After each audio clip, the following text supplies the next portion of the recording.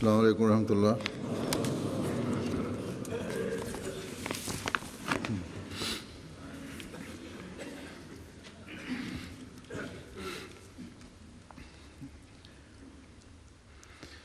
أشهد أن لا إله إلا الله وحده لا شريك له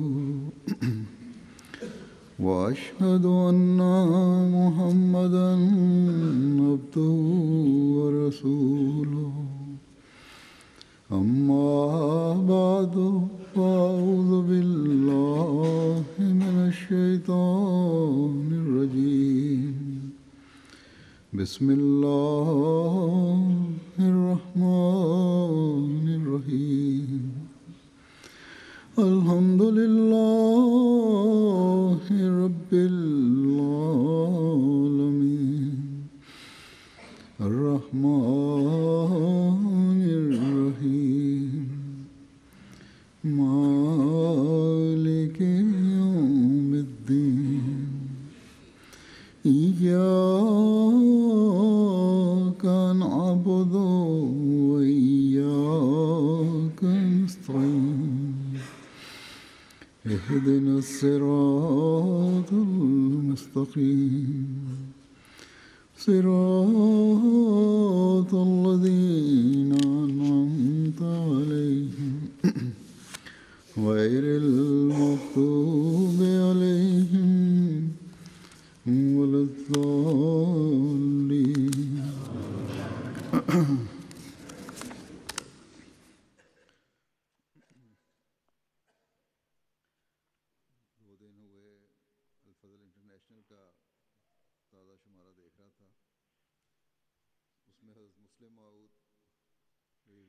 Vor 2 Tagen schaute ich mir die Neuausgabe von Al-Fazl International an.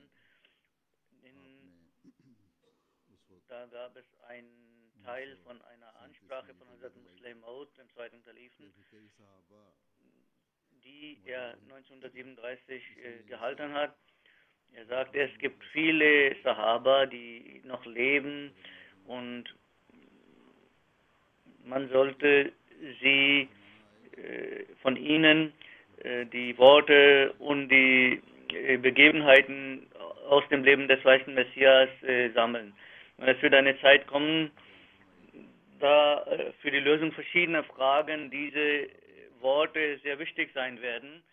Er gab ein Beispiel, dass ein junger Sahabi mir sagte, dass er nur sich daran erinnern kann, als er hier sehr jung war, eines Tages nahm er die Hand des weißen Messias und für einige Zeit hielt er die Hand des weißen Messias in seiner Hand und er blieb da bei ihm stehen. Nach kurzer Zeit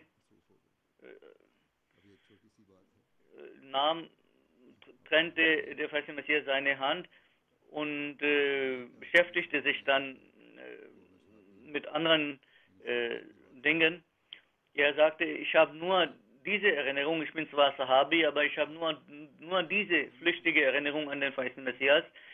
Aber er sagte, auch diese Worte, diese Überlieferungen können für uns fruchtbar sein.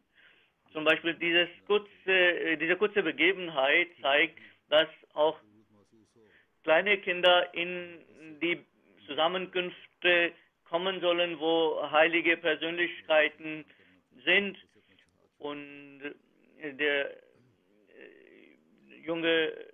das Kind hat also die Hand des weißen Messias gehalten und nach kurzer Zeit hat der weiße Messias dann die Hand losgelassen und der Herr Musleh Maud sagt, diese Dinge können uns helfen, verschiedene Fragen, die später aufkommen, zu lösen. Also auch selbst die kleinste Überlieferung, die die Sahaba uns gegeben haben über den weißen Messias, die sind wichtig. Zum Beispiel, der sehr liebevoll die Hand des weißen Messias gehalten hat und er machte sich nicht los, sondern er machte es auf liebevolle Art, damit das Kind irgendwie nicht einen schlechten Eindruck bekommt. Und über die Situation oder über die Begebenheiten von Sahaba habe ich schon mal berichtet. Der Hazrat Muslim hat auf seine Art und Weise eigene Begebenheiten beschrieben, überliefert. Er hat verschiedene Ansprachen und in verschiedenen Reden hat er diese Begebenheiten berichtet. Die sind lehrreich und sind ja auch historisch. Sie teilen uns auch die Lebensweise des festen Messias mit. In unserem Leben können diese Dinge sehr wirkungsvoll sein. Sie können unser Leben verschönern. Ein Waqif für Zindagi, der sein Leben gewidmet hat, Habibur Rahman Sahib, er bemüht sich, diese Überlieferungen zu sammeln. Das ist eine sehr gute Bemühung, aber es gibt Dinge, wenn die ohne Kontext beschrieben werden oder überliefert werden, dann sind sie nicht klar. Es muss dafür bestimmte Regeln aufgestellt werden und wenn diese Berichte gedruckt sind nach einer bestimmten Art und Weise, dann wird das eine schöne Verbesserung oder Erweiterung unserer Literatur sein. Hier habe ich einige Begebenheiten ausgewählt, um hier vorzutragen. Die sind eigene Begebenheiten von Hazrat Muslim oder hat er die Begebenheiten von anderen auf seine Art beschrieben. Die sind lehrreich und sie sind auch erklärend. Ein paar werde ich heute beschreiben und später werde ich, wenn die Gelegenheit sich ergibt, werde ich in den Ansprachen erwähne ich diese Überlieferungen deswegen, weil weltweit diese Ansprachen gehört werden über MTA und gesehen werden und wie ich sagte, manche Fragen können gelöst werden durch diese Überlieferungen. Deswegen ist es wichtig, dass jeder Ahmadi Kenntnis davon erhält und die Khutbah ist das beste Medium dafür. Hazrat Muslim sagt, einmal kam ein Hund an unsere Tür und stand da.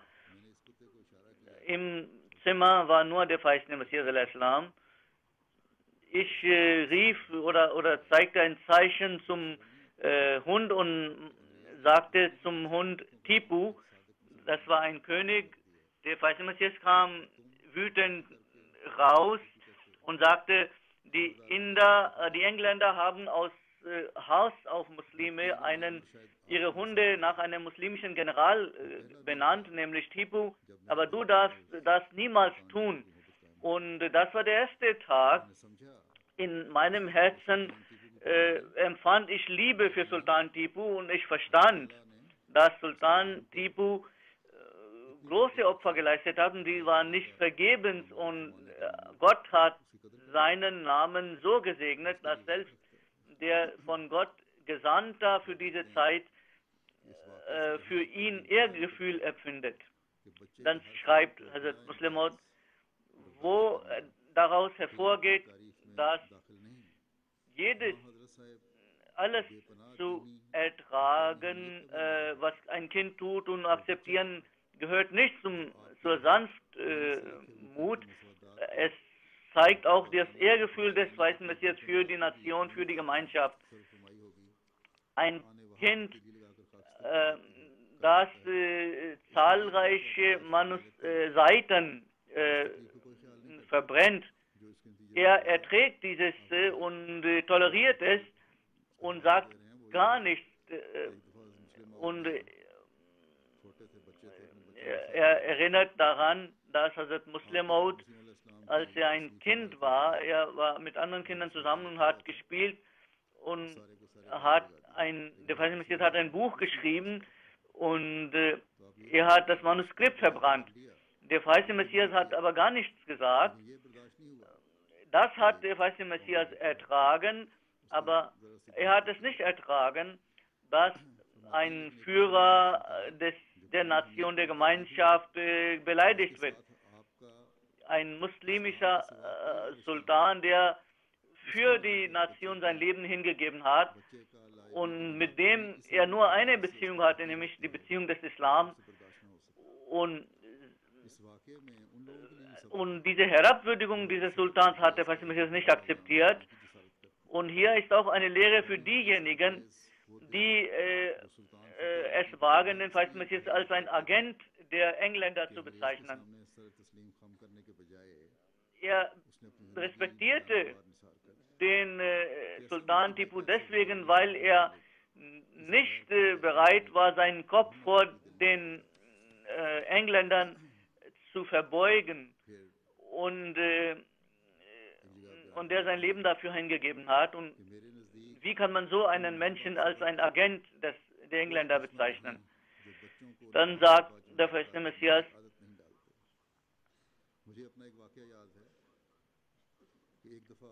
niemand ist größerer Feind der Kinder, der seine Kinder nicht daran gewöhnt, Namaz bei Jamaat zu verrichten. Einmal konnte er nicht zum Freitagsgebet gehen und er war noch nicht erwachsen und war noch nicht reif.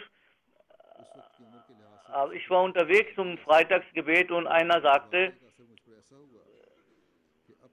ich kann mich nicht erinnern, wie er aussah, aber die Begebenheit hat sehr viele Wirkungen auf mich gelassen. Das war ein Herr Muhammad Bakhsh. Er lebt in Qadian. Ich fragte ihn, warum kommen Sie zurück? Ist das Gebet schon vorbei? Er sagte, es gibt viele Leute und es gibt keinen Platz in der Moschee. Deswegen bin ich zurückgekommen und ich bin auch deswegen zurückgekommen. Und ich habe zu Hause in Namaz gebetet. Der Messias fragte mich, warum bist du nicht in die Moschee gegangen, um zu beten? Und das war die Gnade Allahs. Ich war sehr respektvoll gegenüber dem Messias, weil er ein Gesandter war und ich erkannte eine Entrüstung in seinem Gesicht und ich sagte, ich bin dorthin gegangen, aber weil kein Platz war, deswegen bin ich zurückgekommen. Der Messias schwieg. Als Abdul Karim Sahib zurückkam, die erste Frage, die der Messias stellte, war, waren viele Leute heute in der Moschee? Darauf wurde ich sehr unruhig, weil ich bin selbst nicht in die Moschee gegangen. Ob der jetzt etwas falsch verstanden hat oder ich etwas falsch verstanden habe. Also, ich habe so verstanden, dass es kein Platz war in der Moschee. Nun machte ich mir Sorgen, wenn ich das missverstanden habe oder derjenige, der es mir gesagt hat, ich wäre dann der Schuldige, dass ich irgendwie gelogen hätte. Der Maulvi Abdul Karim Sahib sagte, ja Hazur, heute waren sehr viele Leute in der Moschee. Ich weiß immer noch nicht, wie die Situation war. Gott hat mich befreit aus dieser Situation. Aber Hazrat Maulvi Abdul Karim Sahib hat das bestätigt. Und es war also eine außerordentliche Situation, dass da so viele Leute in der Moschee waren. Und das zeigt, dass der Messias es sehr wichtig nahm, dass man das Namaz bei Jamaat verrichtet. Dann eine Begebenheit aus seiner Jugend über Wissen. Er sagte, der Khalifatul Masih Awwal hat mir große Wohltat erwiesen, dass er mich unterrichtet hat und er wusste, dass als Arzt, dass ich mich nicht sehr lange konzentrieren kann. Deshalb setzte er mich zu sich und sagte, ich werde vorlesen und du sollst einfach nur zuhören. Der Grund dafür war, weil ich hatte große eine Augenerkrankung, starke, und diese Augenkrankheit war so schlimm, dass die Ärzte sagten, ich könnte erblinden. Deswegen hat Hazrat Masih Maud sehr viel für meine Gesundheit gebetet und er hat auch gefastet. Er hat 3 oder 7 Mal gefastet und als er am letzten Mal gefastet, sein Fasten brach und als er um dieses Fasten zu brechen, hat er etwas eingenommen und ich öffnete meine Augen und ich sagte, ich kann schon sehen. Und das beeinträchtigte und mein rechtes Auge konnte ich nicht so richtig benutzen. Und wenn jemand 2, 3 Fuß von mir entfernt sitzt, dann kann ich ihn erkennen. Aber wenn ich ihn nicht kenne, dann würde ich nicht wissen, wer das ist. Nur das rechte Auge funktioniert. Und auch dieses Auge war erkrankt und ich musste die Nächte durchwachen wegen der Schmerzen. Und der Feiste Messias hatte gesagt, man soll ihn nur so viel unterrichten, wie er ertragen kann. Trotz dieser Krankheit hat Allah Ta'ala gesagt, er wird erfüllt werden mit innerem und äußerem Wissen. Einmal sagte der Feiste Messias, Hazrat Muslim, ich habe hunderttausende Bücher gelesen und er konnte sehr schnell lesen. Der Feiste Messias also sagte über Hazrat Muslim, man soll ihn nicht unter Druck setzen für den Unterricht. Seine Gesundheit nicht so, dass er lernen kann. Der Feiste Messias sagte, lerne von Hazrat Khalifatul Masih Awwal die Übersetzung des Koran und Bukhari und auch lerne Medizin, weil das ist unser Familienberuf. In diesem Jahr hatte ich die Möglichkeit mit dem, ein Herr war Mathematiklehrer und er löste die Mathematikaufgaben an der Tafel. Ich konnte nicht so weit sehen, wo die Tafel war und ich konnte auch sowieso nicht zur Tafel schauen, weil das meine Augen ermüdete. Deswegen blieb nicht in der Klasse für lange Zeit. Einmal kam der Herr zum Feisten Messias und beschwerte sich, dass ich nicht lernen würde. Manchmal komme ich in die Klasse und manchmal nicht. Als er zum Feisten Messias das sagte, ich versteckte mich aus Angst. Vielleicht würde der Feiste Messias sehr wütend sein. Aber als der Feiste Messias das hörte, er sagte zu Master Fakirullah, Sie passen auf das Kind und ich bin sehr froh darüber, dass er manchmal in die Schule geht, aber seine Gesundheit ist nicht so, dass er lernen kann, dass die Schule besuchen kann. Wir sollen ihn nicht zum Ladeninhaber machen, er soll nicht Mathematik lernen. Auch der heilige Prophet Muhammad sallallahu alaihi wasallam und seine Gefährten haben auch keine Mathematik gelernt und wenn er in die Schule geht, dann ist das gut. Man sollte ihn aber deswegen nicht unter Druck setzen. Mathematik, der Feiste Messias konnte sehr schnell rechnen. Einmal während der Rede konnte er sechsstellige Zahlen multiplizieren oder dividieren. Der Lehrer also ging zurück und ich gab einfach auf, deswegen überhaupt nicht in die Schule und ging überhaupt nicht in die Schule. Und einmal vielleicht oder zweimal im Monat ging ich in die Schule und so wurde ich unterrichtet und ich war gezwungen dazu, weil ich Augenschmerzen hatte und hatte auch Probleme mit der Leber und ich musste Linsensuppe oder trinken, also so und die Milz war auch vergrößert und das wurde auch behandelt und Augenleiden. Dann hatte ich oft Fieber, manchmal 6 Monate lang dauerte das Fieber und die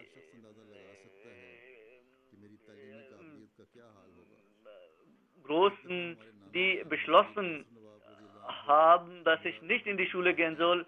Daraus kann man erkennen, wie gut ich lernen konnte. Mein Großvater überprüfte mich, wie gut ich schreiben kann. Und ich habe geschrieben, aber er versuchte zu entziffern, aber er konnte meine Schrift nicht entziffern. Ich hatte eine sehr schlechte Schrift. Er war jähzornig.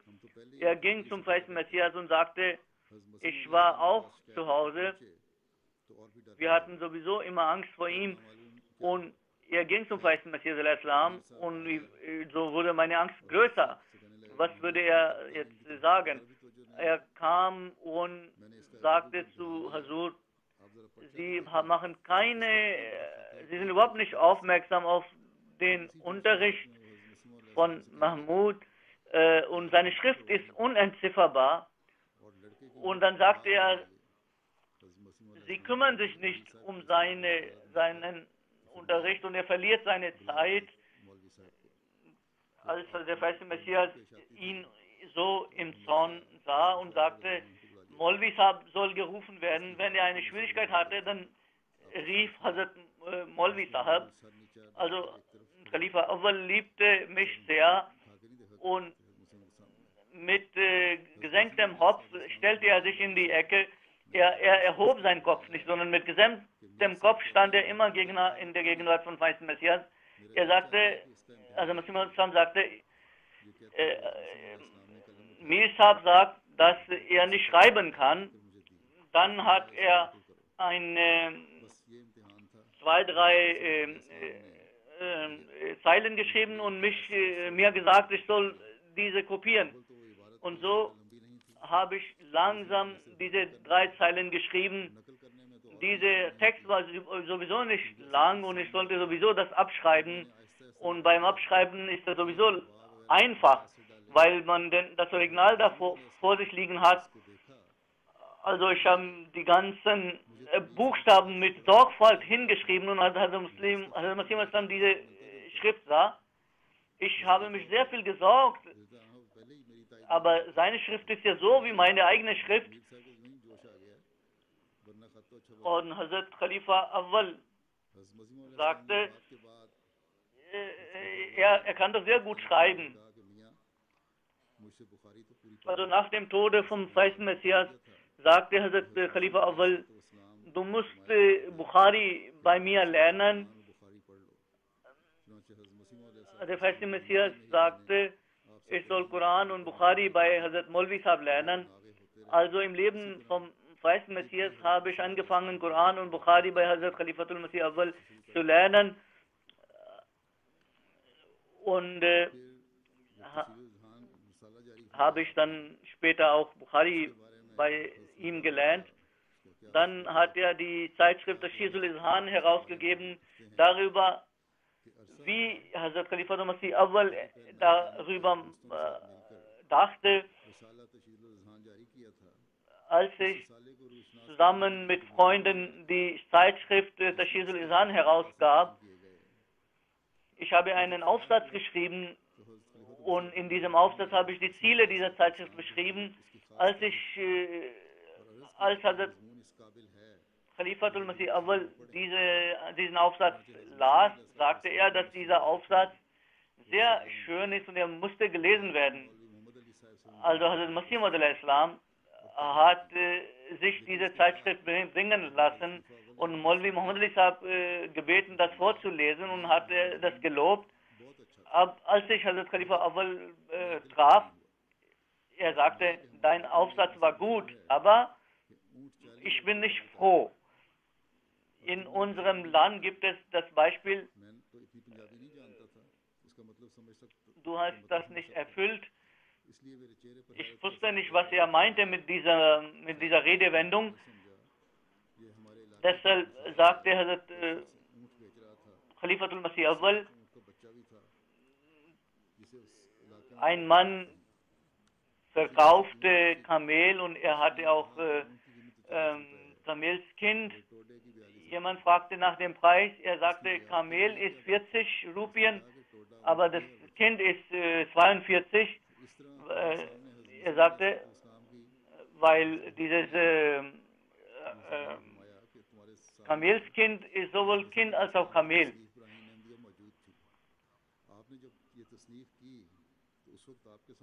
Du hast doch die Schrift von Hazrat Hazrat Masih Maud al-Islam. Es war Burahine Ahmadiyya und du solltest also etwas Herausragendes.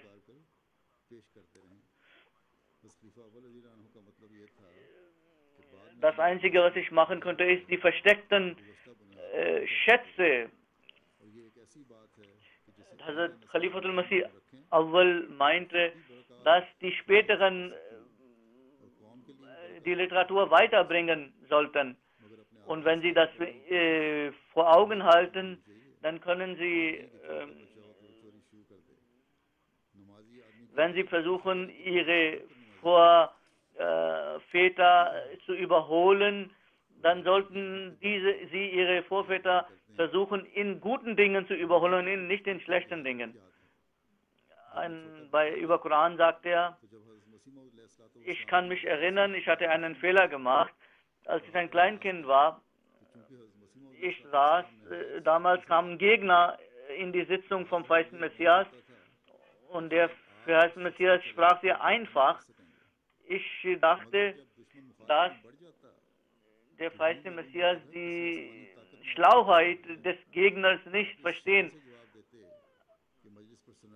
Aber als er zu weit ging, also der Gegner, dass der Feiste Messias auf solch hervorragende Weise entgegnete, dass die ganze Sitzung, die Zusammenkunft still wurde und sagte, schwieg, sonst würdest du deinen Glauben Viele sagen, wir verstehen nicht. Viele, die Neubeit machen, die sagen, wir verstehen nicht. Dieses Problem haben wir nicht. Dann sagen die, du kannst das nicht verstehen, sonst würdest du den Glauben verlieren. Das ist falsch. Wenn gegen den Koran ein Einwand erhoben wird, dann sollte so geantwortet werden darauf, dass die Gegner auch versteht. Und man sollte nicht die Zweifel in seinen Herzen lassen. Der Feiste Messias sagte, ich habe das selbst gehört. Er sagte, wenn alle Abu Bakr in der Welt, dann bräuchte man keinen Koran. Dann würde B von Bismillah ausreichen. Diese Worte des Korans, sie sind wegen Abu Jahl herabgesandt worden. Wenn es nicht Menschen gäbe wie Abu Jahl, dann bräuchte man keinen so ausführlichen Koran. Koran ist Wort Gottes und die Einwände und Kritik am Koran, die werden die Schönheiten des Korans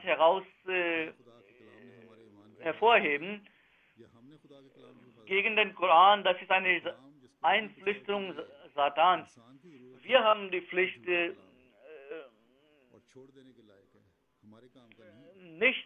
ist nicht unsere Aufgabe, den Koran zu beschützen, sondern der Koran kann sich selbst beschützen.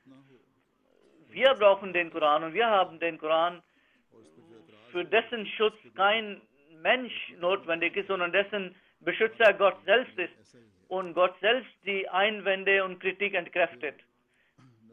So ist unser Koran. Dann, man sollte über seine Schwächen nachdenken. Also Masih Islam war in Lahore,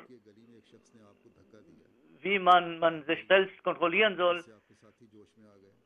Ein Mann schob den Feisten Messias und der Feiste Messias fiel zu Boden und die Begleiter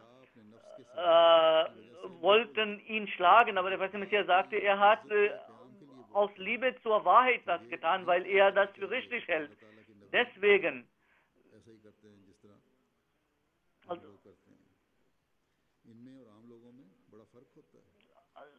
man sollte nicht denken, dass die Propheten Gottes so handeln wie die normalen Menschen. Sie handeln für Gott und normale Menschen handeln für sich selbst.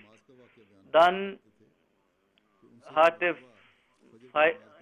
Messias berichtet über das Gebet von Muawiyah. Er hat einmal Fajr-Gebet verpasst.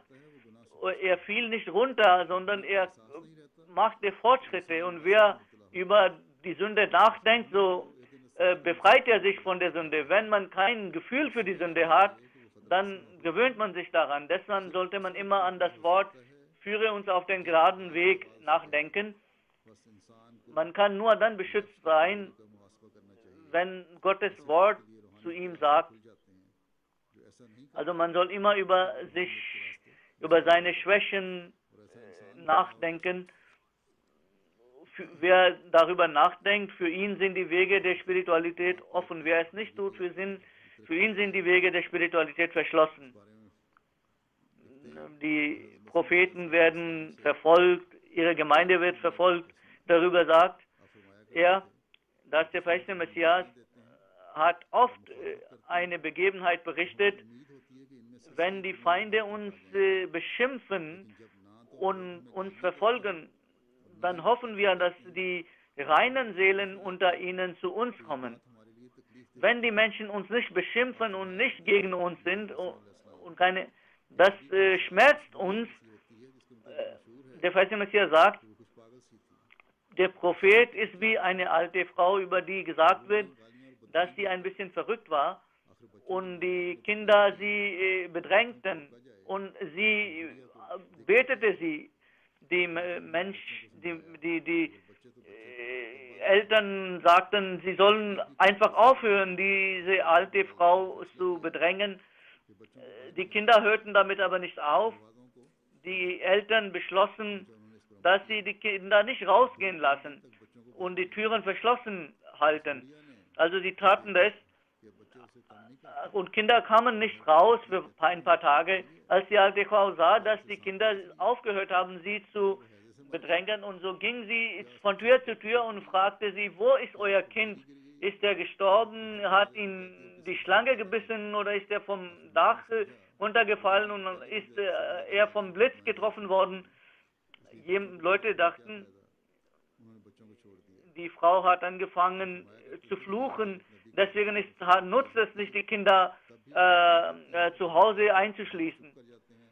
Wenn die Verfolgung also stark ist, dann leidet der Prophet, und wenn es keine Verfolgung gibt, dann leidet auch der Prophet, weil solange keine Verfolgung ist, dann solange werden die Menschen nicht aufmerksam auf die Gemeinde Gottes. Die Verfolgung, wenn sie stark ist, dann betet man für die Gegner, damit die reinen Seelen unter ihnen die Wahrheit finden mögen.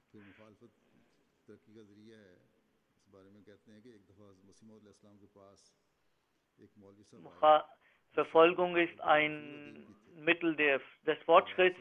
Ein Maulvi kam zum verheißenen Messias und er war auch ein Dichter, und der Nawab von Rampur hat ihn dazu bestimmt, ein Wörterbuch der Redewendungen zu schreiben.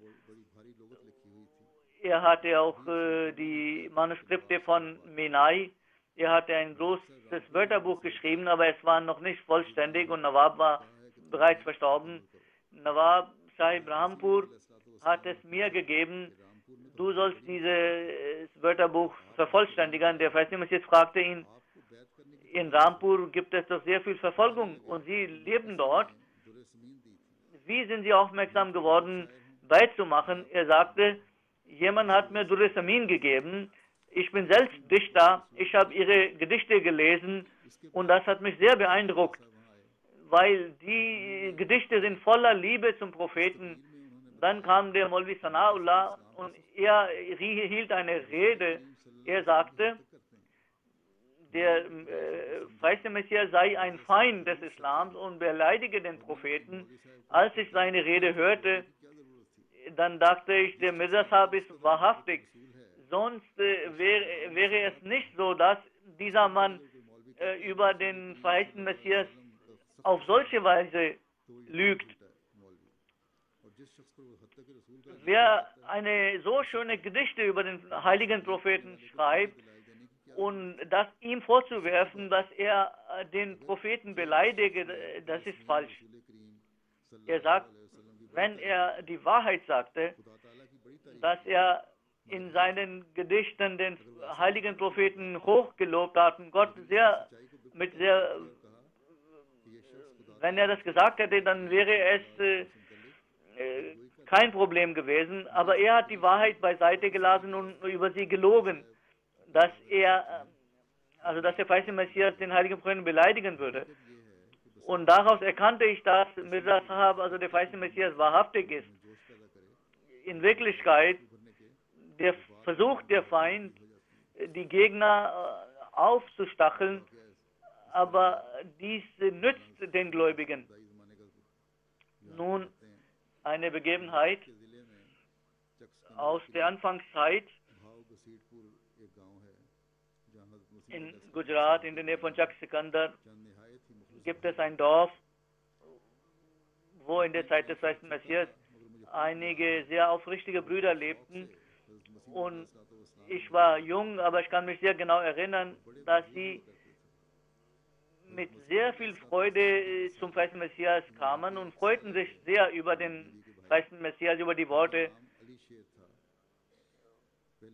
Ein Bruder der Frau vom Feisten Messias, der Alisher hieß, also der Bruder von der ersten Frau, er hatte bereits unter dem Willen Gottes eine zweite Ehe geschlossen. Deswegen waren die Verwandten der ersten Frau Gegner. Und die erste Frau war sehr aufrichtig und sehr fromm. In Wirklichkeit liebte sie sehr und wir dachten, dass sie uns mehr liebt als unsere Mutter. Das ist also ein Missverständnis, dass sie keine Beziehung hatte zur ersten Frau, das ist auch falsch. Als eine Schwester starb und damals gab es diese Prophezeiung von Mohammadi Begum und sie haben ein Plakat gegen den verheißenen Messias veröffentlicht, die Gegner. Als Ismat, also die Schwester, krank wurde und so die erste Frau des Messias zitterte und wurde so unruhig, dieses Kind wurde unruhig und sie sagte, ruf meine Mutter, also die ältere, also die erste Frau.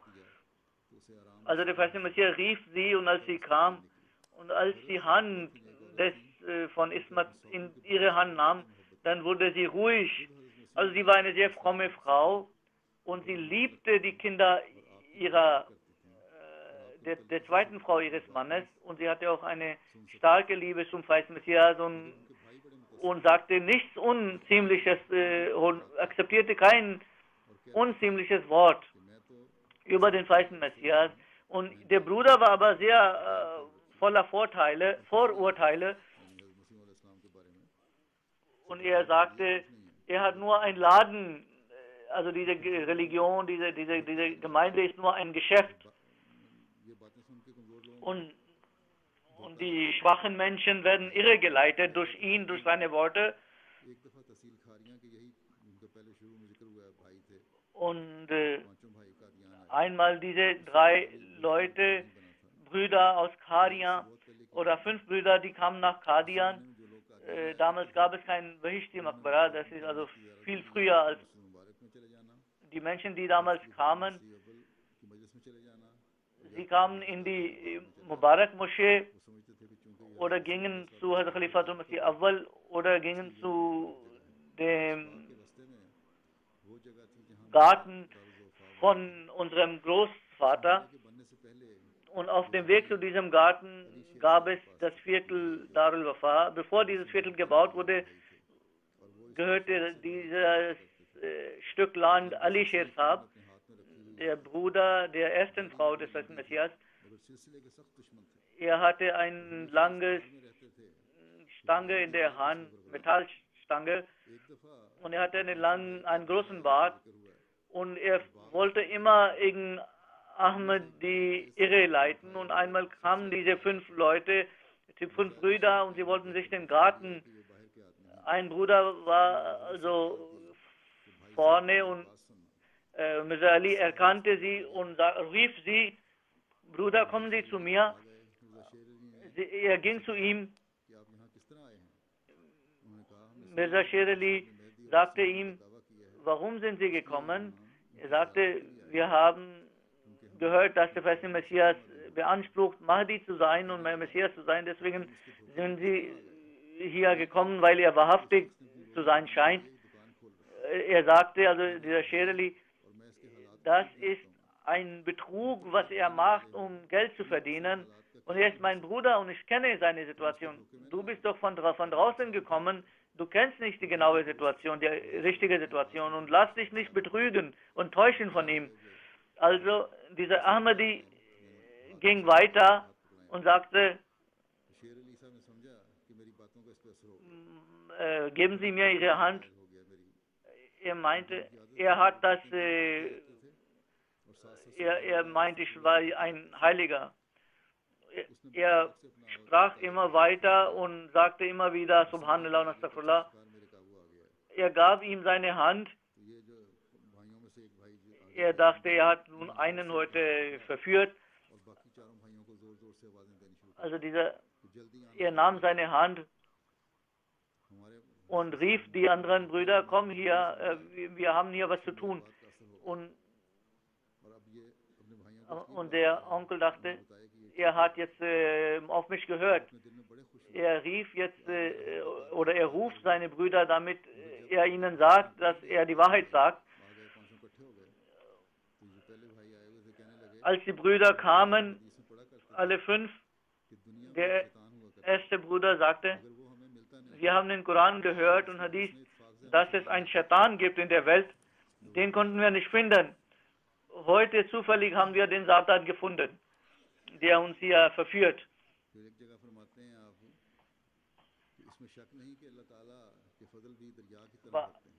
Schreibt Muslim, es ist kein Zweifel, dass Gottes Gnaden auch wie Ströme sind und wenn man einen Tropfen aus dem Strom nimmt, dann kann das die Wassermenge des Stroms nicht weniger machen. Und der Mensch wendet sich ab von den Gnaden Gottes und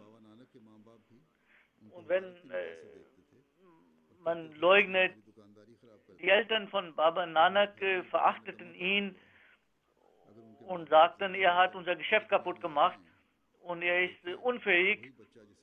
Wenn sie heute in die Welt kommen und sehen, dass dieses Kind, den sie verachteten, heute Hunderttausende von Anhänger hat, die bereit sind für ihn zu sterben, und es sind viele Milliardäre unter ihnen, dann würden sie sich wundern. Aber die Menschen aus ihrer Torheit denken, das ist ein unbedeutender Mensch und an ihn sollen wir nicht glauben. Aber Gott sendet solche, die an sich als unbedeutend aussehen, aber später werden sie wichtig. Also so hat auch der verheißene Messias nach Qadian gekommen. Es gab in Qadian kein Bahnhof, kein Postamt, keine Schule. Der verheißene Messias besaß auch keinen weltlichen Glanz und sein Wissen war auch wenig, also sein Unterricht war nicht besonders hoch, die Bildung war nicht besonders hoch.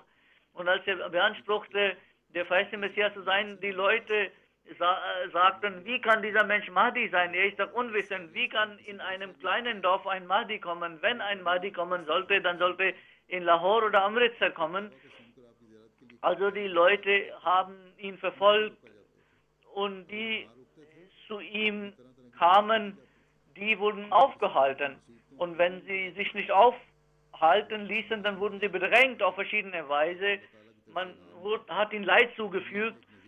Und trotzdem hat er die Offenbarung erhalten, dass ein Warner in die Welt gekommen ist, aber die Welt hat ihn nicht akzeptiert, aber Gott wird ihn akzeptieren und mit starken Zeichen seine Wahrheit verkünden. Also, diese Offenbarung hat der verheißene Messias erhalten, als kein einziger Mensch an ihn glaubte, und dann hat er eine Offenbarung bekommen, ich werde deine Botschaft bis ans Ende der Welt tragen. Und damals gab es einen Anhänger, Pira.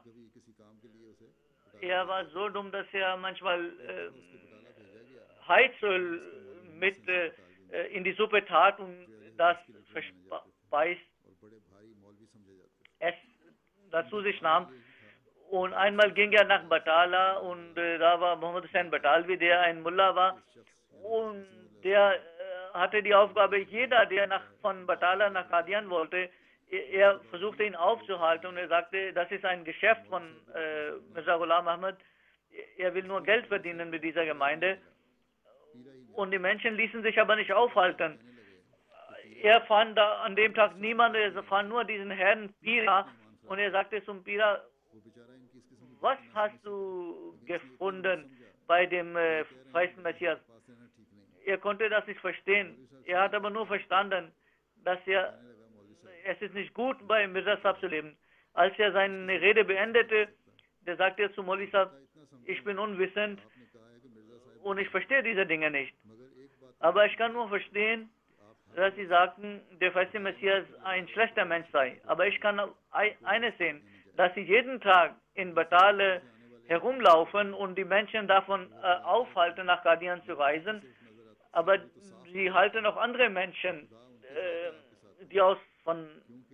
aber ich kann ganz klar sehen, dass Gott ist mit ihnen und nicht mit ihnen. Also mit den anderen, die zum feisten Messias gehen und die Menschen gehen zu Fuß nach Qadian, aber zu ihnen ist keiner gekommen. Und solche Diener Gottes als weniger wichtig aussehen, aber heute unsere Gemeinde in die ganze Welt verbreitet ist und nun durch die Gnade Gottes ist sehr weit verbreitet. Und im Leben des feisten Messias bei der letzten Versammlung, Jahresversammlung, waren 700 Leute und Hazrat Muslim sagt, in Aqsa Moschee sind 4000 Menschen heute in dieser Moschee. 5.000 bis 6.000 Leute sind anwesend und die hören diese Khutbah. Alle Gemeinden oder Gruppen in Indien haben den feisten Messias verfolgt, aber in Indien ist die Gemeinde gewachsen und auch außerhalb von Indien. Heute gibt es Missionen überall auf der Welt, in England, in Afrika, in USA, in Japan, Java, Sumatra und in allen Ländern Europas. Und meine Verkündungsarbeit läuft in Afrika und die Menschen in Afrika und Europa, die Götzendiener waren, die werden Muslime, weil Gott hat durch seinen Gesandten ein neues Licht in unserem Herzen entstehen lassen, die andere nicht haben. Also das Licht, das andere nicht haben. Und Sahibzada Abdul Latif Shahid war auch ein solcher Mensch, der zum feisten Messias kam. Er wollte die Pilgerfahrt machen, Hajj machen, aber er kam nach Qadian und machte Bait. Und nach dem Bait ging er nach Hause und der König von Afghanistan hat ihn steinigen lassen, weil er ein Bait gemacht hatte an der Hand des feisten Messias. Die Leute haben ihn unter Druck gesetzt, er soll seinen Glauben aufgeben an den feisten Messias, weil er die Wahrheit gefunden hatte. Also wurde er bis zum Rücken eingegraben und gesteinigt und er hat sein Leben hingegeben. Vor der Steinigung kam ein Minister und sagte, sag einfach nur äußerlich. Da sagte er, ich kann nicht lügen. Also wurde er getötet, aber kurze Zeit später gab es eine Cholera-Epidemie und diese Krankheit wird immer, diese Zerstörung wird immer stärker in Afghanistan. Und Gott hat ihm gezeigt, dass im Land Pest sich verbreiten wird. Aber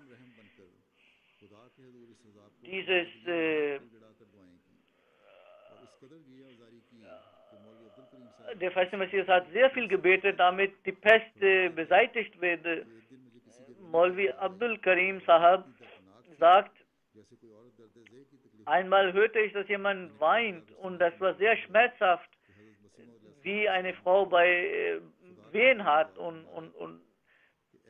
so ich stellte fest, dass der verheißene Messias vor Gott betete und weinte und schluchzte und betete, wenn alle Menschen sterben, wer wird an nicht glauben?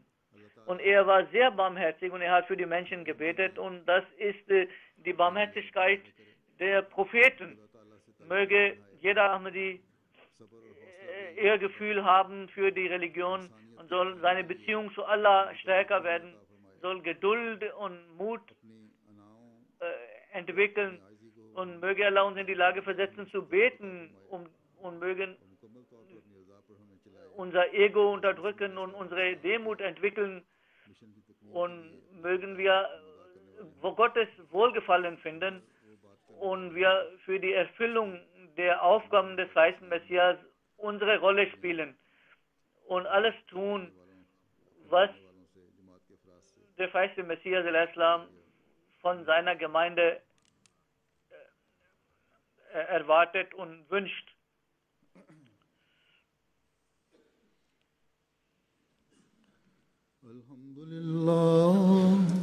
Alhamdulillah, nahmaduhu wa nasta'inuhu wa nastaghfiruhu wa nu'minu bihi wa natawakkalu alayhi wa na'udhu billahi min shururi anfusina wa min sayyiati a'malina.